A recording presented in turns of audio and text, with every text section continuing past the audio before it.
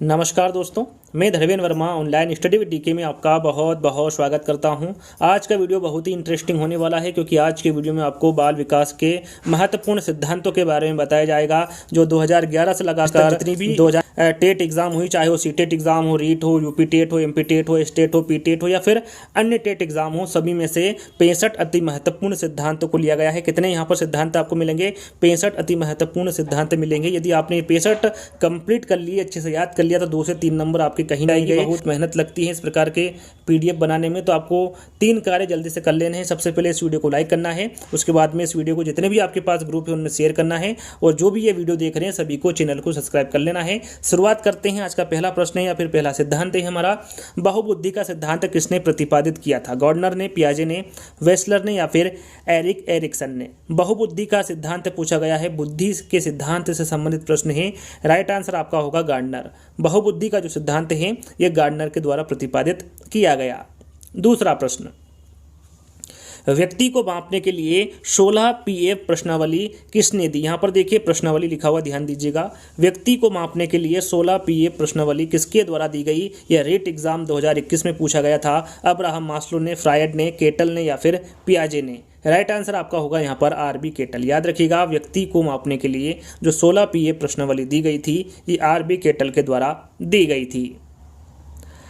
Albert Bandura द्वारा प्रस्तावित अधिगम का सिद्धांत, इनके द्वारा कौन सा सिद्धांत दिया गया था? अल्बर्ट बंडूरा के द्वारा शास्त्रीय अनुबंध का सिद्धांत, संज्ञानात्मक सिद्धांत, अंतर्दृष्टि का सिद्धांत या फिर सामाजिक अधिगम का सिद्धांत? तो इनके द्वारा, जो अल्बर्ट बंडूरा है इनके द्वारा सामाजिक अधिगम सिद्धांत दिया गया था। बाकी जो शास्त्रीय अनुबंधन का सिद्धांत है ये पावलाव के द्वारा दिया गया था।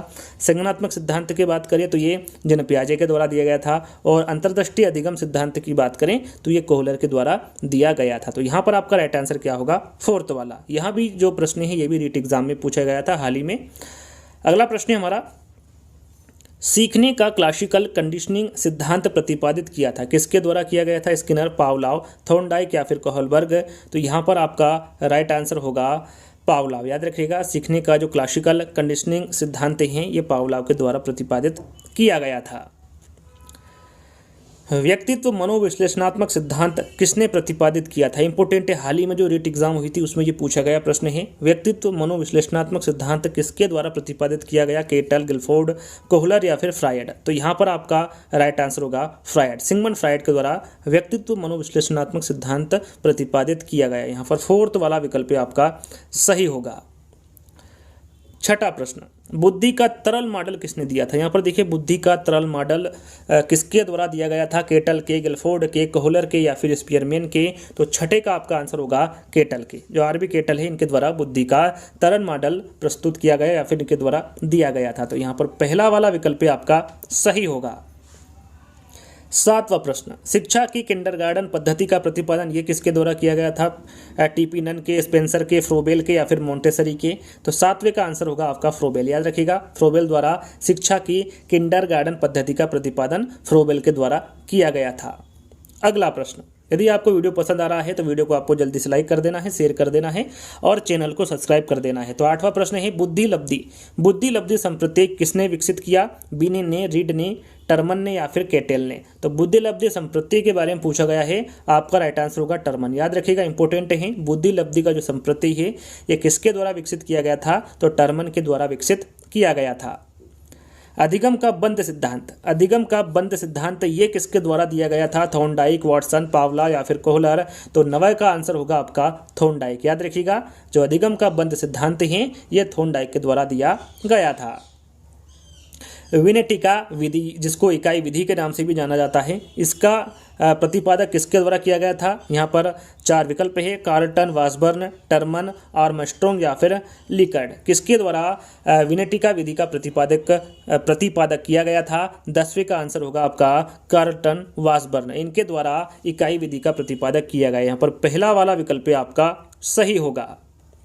बच्चों के बौद्धिक विकास के 4 भिन्न चरण किसने पहचाने थे? बच्चों के बौद्धिक विकास के जो 4 चरण हैं वो किसके द्वारा पहचाने गए थे? वॉटसन, वुडवर्थ, स्किनर या फिर पियाजे? सभी को पता है, सरल सा प्रश्न है। जिन पियाजे के द्वारा जो 4 भिन्न चरण हैं बौद्धिक विकास के, इनके द्वारा पहचाने गए थे।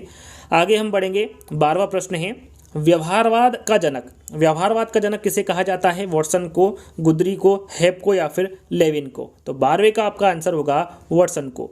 व्यवहारवाद का जो जनक कहा जाता है वो किसको कहा जाता है? जेबी वाटसन को कहा जाता है। आईएमपी सभी के सभी आईएमपी है, सभी को आपको याद कर लेना है, क्योंकि चाहे वो सीटेट एग्जाम हो या फिर अन्य टेट एग्जाम हो, सभी में सिद्धांत 1 या 2 या फिर 3 प्रश्न पूछे ही जाते हैं। तो 13वां प्रश्न है आपका, विज्ञान के मनोविश्लेषणवादी संप्रदाय के प्रवर्तक है। हाल ही मैंने आपको बताया था, शायद चौथा प्रश्न या फिर 5वां प्रश्न है, जिसमें आपको बताया था मनोविश्लेषणवादी सिद्धांत के प्रवर्तक कौन है। वहां पर आंसर मैंने आपको बताया था सिगमंड फ्रायड, ये मनोविश्लेषणवादी संप्रदाय के प्रवर्तक है। तो राइट आंसर आपका यहाँ पर क्या होगा? बी वाला। अगला प्रश्न, प्रासंगिक अंतर्बोध परीक्षण का निर्माण किसके द्वारा किया गया है? मरे के, मार्गन के, एडवर्ड के या फिर मूरे एवं मार्गन के? प्रासंगिक अंतर्बोध परीक्षण का निर्माण किसके द्वारा किया गया है?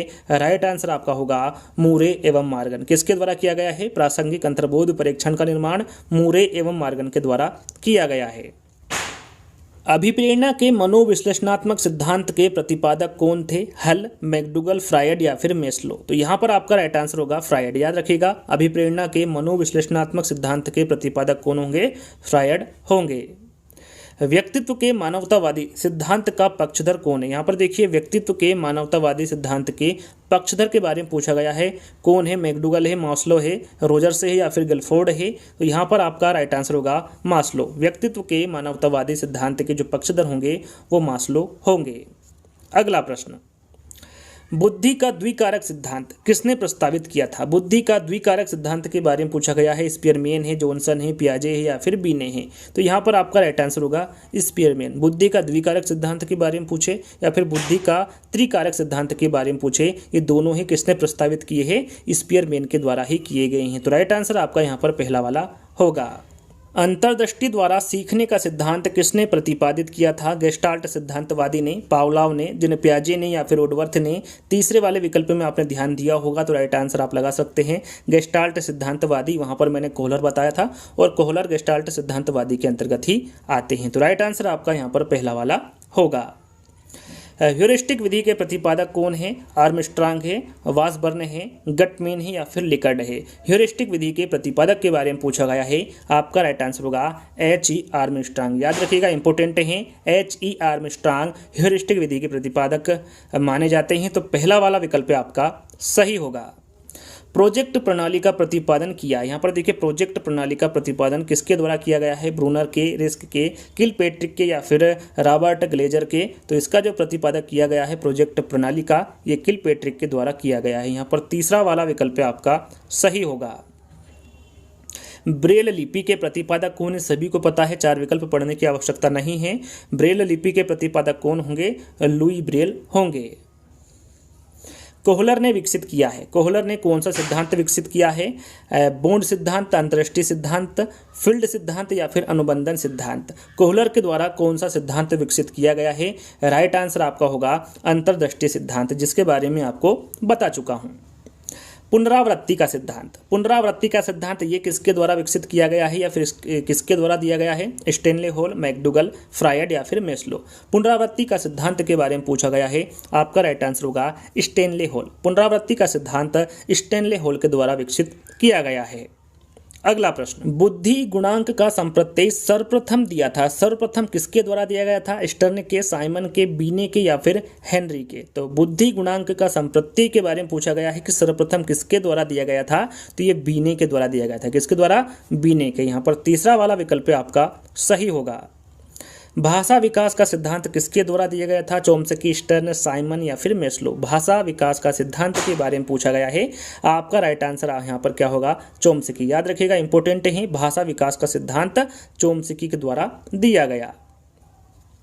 बुद्धि परीक्षणों के जन्मदाता कौन है? बेंडूरा है, अल्फ्रेड बीने है, थॉर्नडाइक है या फिर कोहलर है? बुद्धि परीक्षणों के जन्मदाता के बारे में पूछा गया है। आपका राइट आंसर होगा अल्फ्रेड बीने। इंपॉर्टेंट है, ध्यान दीजिएगा, बुद्धि परीक्षण के जन्मदाता अल्फ्रेड बीने को माना जाता है।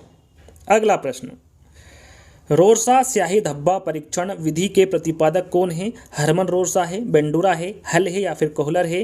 रोरसा स्याही धब्बा परीक्षण विधि के प्रतिपादक के बारे में पूछा गया है। आपका राइट आंसर होगा हरमन रोरसा। यहाँ पर पहला वाला विकल्प आपका सही होगा। खेल प्रणाली के जन्मदाता है? फ्रोबेल है, वेंडोरा है, थॉर्नडाइक है या फिर कोहलर है? खेल प्रणाली के जन्मदाता के बारे में पूछा गया है, आपका राइट आंसर होगा फ्रोबेल। काफ़ी इंपॉर्टेंट प्रश्न है, याद रखिएगा। आगे हम जानेंगे कि प्रेक्षणात्मक अधिगम संप्रत्यय ये किसके द्वारा दिया गया था? टोलमैन, बंडूरा, थॉर्नडाइक या फिर कोहलर? तो यहाँ पर आपका राइट आंसर होगा बंडूरा। याद रखिएगा, प्रेक्षणात्मक अधिगम संप्रत्यय बंडूरा के द्वारा दिया गया था। मनोविश्लेषणात्मक विधि के जन्मदाता है? मनोविश्लेषणात्मक विधि के जन्मदाता कौन है? सिगमंड फ्रायड है, कोहलर है, वाटसन है या फिर थॉर्नडाइक है? तो यहाँ पर आपका राइट आंसर होगा सिगमंड फ्रायड। मनोविश्लेषण विधि के जो जन्मदाता होंगे वो सिगमंड फ्रायड होंगे। प्रबलन या फिर पुनर्बलन, प्रबलन का सिद्धांत किसके द्वारा दिया गया? पावलाव के, हेगार्डी के, थॉर्नडाइक के या फिर सीएल हल के? तो यहाँ पर आपका राइट आंसर होगा सीएल हल के। याद रखिएगा, जो पुनर्बलन का सिद्धांत दिया है ये सीएल हल के द्वारा दिया गया। अधिगम में किसने प्रभाव का नियम दिया था? यहाँ पर देखिए, प्रभाव का नियम किसके द्वारा दिया गया था? पावलाव, स्किनर, वाटसन या फिर थॉर्नडाइक? सरल सा प्रश्न है, सभी को इसका आंसर पता होगा कि थॉर्नडाइक ने प्रभाव का नियम दिया था। इन्होंने कितने नियम बताए थे?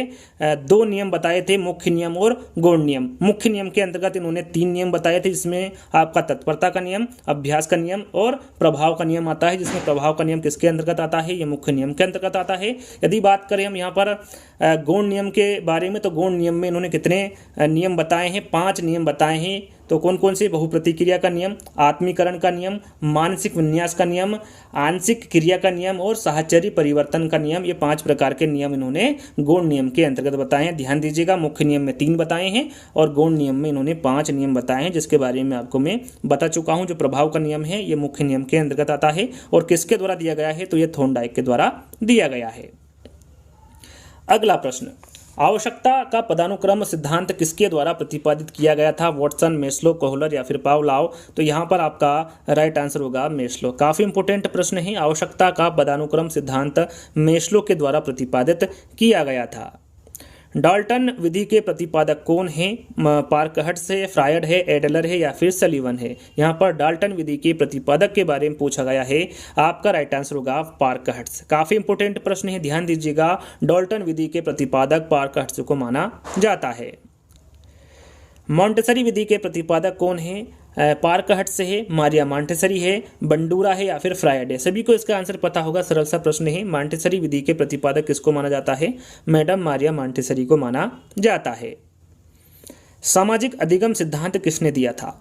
पार्कहट्स ने दिया था, मॉन्टेसरी ने दिया था, बंडूरा ने दिया था या फिर सिगमंड फ्रायड के द्वारा दिया गया था? सामाजिक अधिगम सिद्धांत किसके द्वारा दिया गया था? राइट आंसर आपका होगा अल्बर्ट बंडूरा। देखिए, यहाँ पर प्रश्न पूछा गया था, पहला या शायद तीसरा प्रश्न मैंने आपको बताया था, जिसमें पूछा गया था कि अल्बर्ट बंडूरा द्वारा कौन सा सिद्धांत दिया गया था, और राइट आंसर आपका वहाँ पर सामाजिक अधिगम सिद्धांत था। यहाँ पर प्रश्न में आंसर दे दिया है और आंसर में प्रश्न दे दिया, यानी कि सामाजिक अधिगम सिद्धांत किसके द्वारा दिया गया था?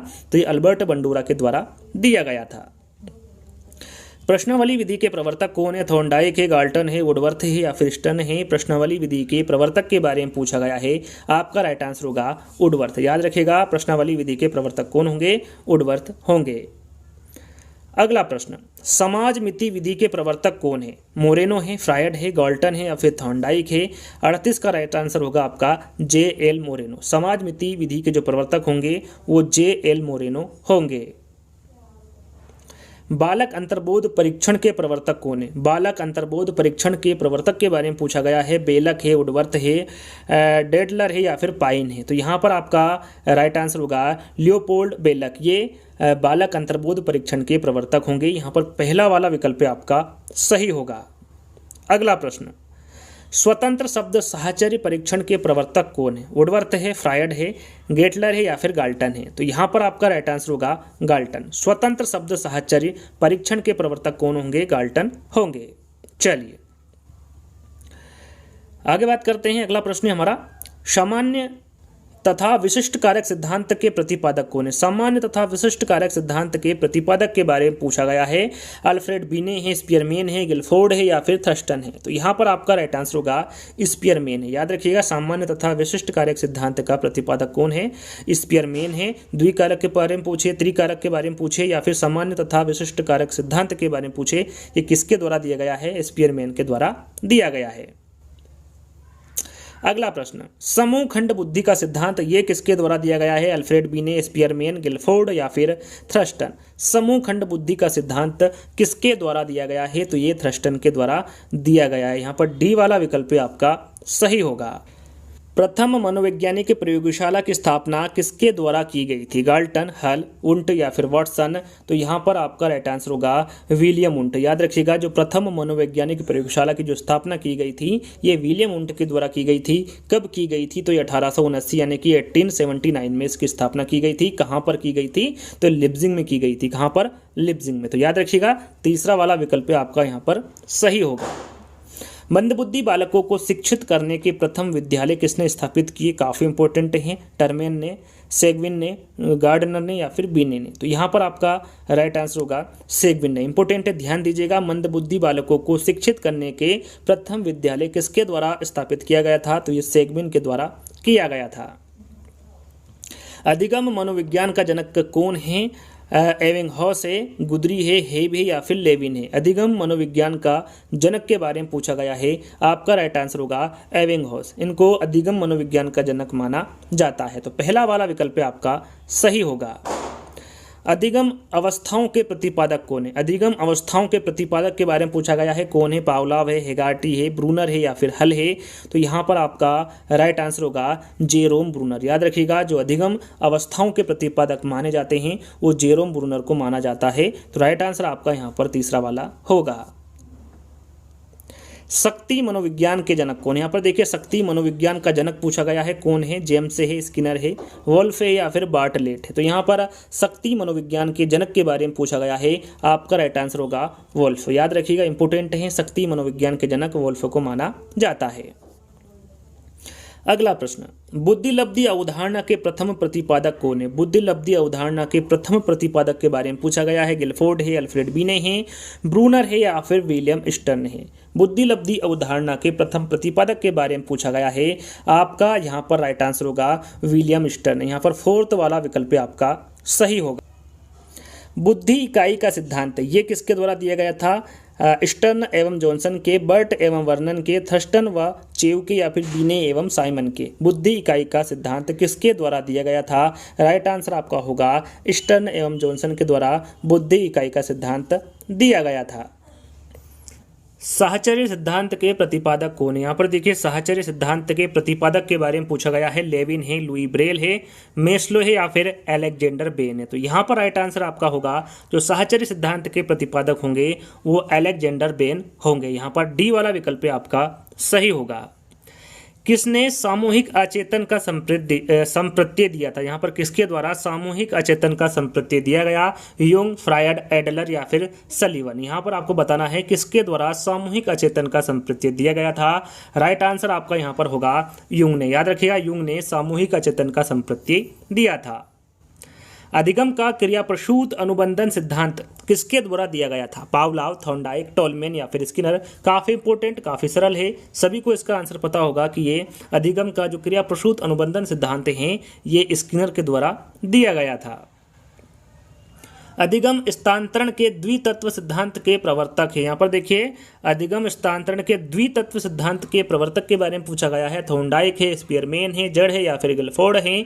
तो यहाँ पर आपका राइट आंसर होगा स्पीयरमैन। अधिगम स्थानांतरण के जो द्वितत्व सिद्धांत के प्रवर्तक होंगे वो स्पीयरमैन होंगे।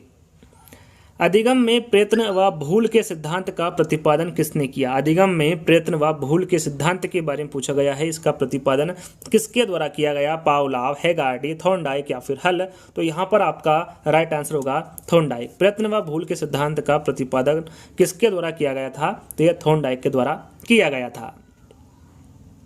अगला प्रश्न, किस मनोवैज्ञानिक ने सीखने की सामग्री के रूप में निरर्थक शब्दों का प्रयोग किया? प्रश्न को दोहरा लेते हैं। किस मनोवैज्ञानिक ने सीखने की सामग्री के रूप में निरर्थक शब्दों का प्रयोग किया? विलियम जेम्स, स्किनर, एबिंगहॉस या फिर बार्टलेट? तो यहाँ पर आपका राइट आंसर होगा एबिंगहॉस। याद रखिएगा, एबिंगहॉस ने सीखने की सामग्री के रूप में निरर्थक शब्दों का प्रयोग किया था।